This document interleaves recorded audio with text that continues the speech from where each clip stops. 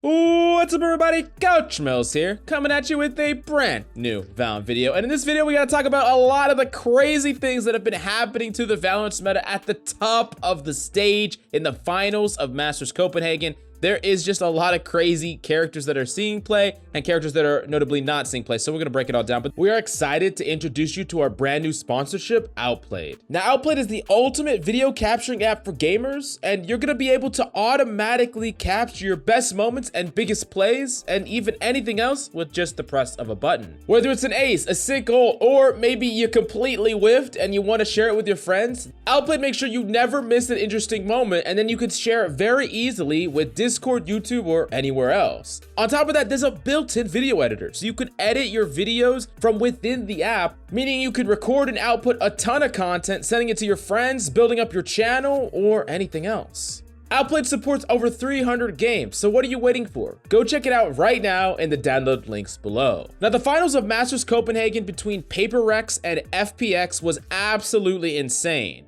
PaperX has been a dark horse this tournament with their untraditional, hyper-aggressive playstyle, which we'll talk about more in a little bit. And FPX was consistently solid throughout the entire tournament, and it looked like they were getting better and better the more momentum they picked up, till ultimately they won in a best of 5 at the very end, 3-2 PaperX, where it ended on Breeze. Now, that being said, I really want to break down and talk about some of the crazy composition choices that these teams were playing, because I think it could have huge implications for the rest of the meta going forward and could affect the pro meta or even the ranked meta. So we're gonna break it all down.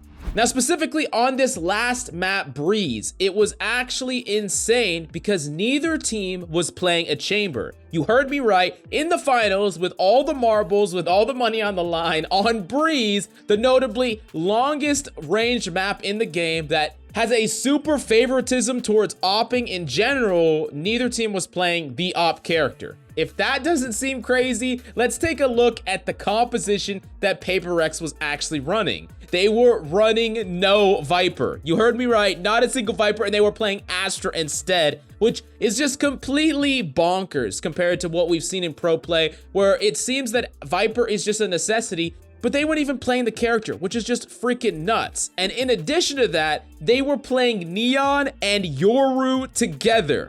Now, if that comp doesn't seem crazy enough, it's all put together with a fade and a breach to kind of fill it all in, and it was just the most insane looking composition ever. And then we pop on over to the FPX side, and they're playing a little bit more traditional, but they are not playing that chamber, which just seems really, really strange. And overall, the comps just looked really, really different than the rest of the meta. Now, one of the ways that they were able to make it so they didn't have to play a Viper is that Astra was able to smoke off very specific areas on the map. So when they hit the B site, for instance, they were able to smoke off towards McDonald's, smoke off tunnel, and then Neon using her wall to break off site and push in. At the same time, Yoru made an aggressive teleport play, allowed them to take site control really, really cleanly. And then Astra could play this post plant amazingly with the utility. Not to mention, she had phenomenal freaking lurks. Mind Freak was on something this tournament.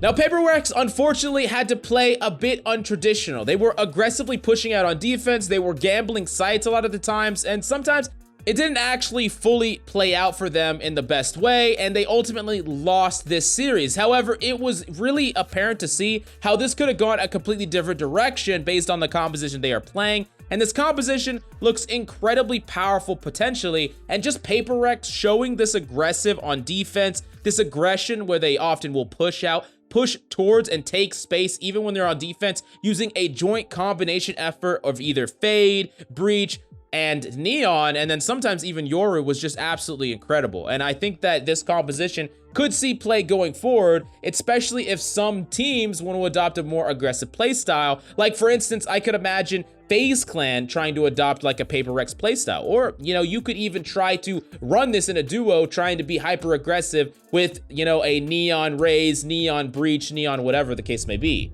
Now, going back to the winning composition, FPX, they played Cypher on Breeze, which was something that almost no other team was doing, and they did it to amazing effect. Their Cypher player went absolutely ballistic, winning the series in almost a legitimate 1v4 and just popping off. It was just absolutely incredible. And all in all, this composition looked almost like it was partially made to counter the aggression from Paper Rex when you have a Cypher on this map, when you have double initiators in the form of Sky and Sova. It just looks very interesting as far as trying to potentially stop this sort of rush or play retake, which means that potentially some counter strats were enacted in this environment.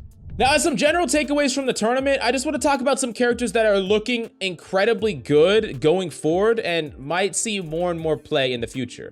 We did talk about Yoru. I think that there is a place for Yoru in hyper-aggressive teams, and he should not have this astronomically low 3% pick rate across the board. Doesn't seem to do him justice. Neon is looking amazing, and Neon is probably going to become more and more played in the future, and I think especially when we combine her with the dominance of Breach that we're seeing right now, and Fade becoming one of the best characters in the game, all of those characters work really well together, and I would imagine that we would see that more and more as we go forward.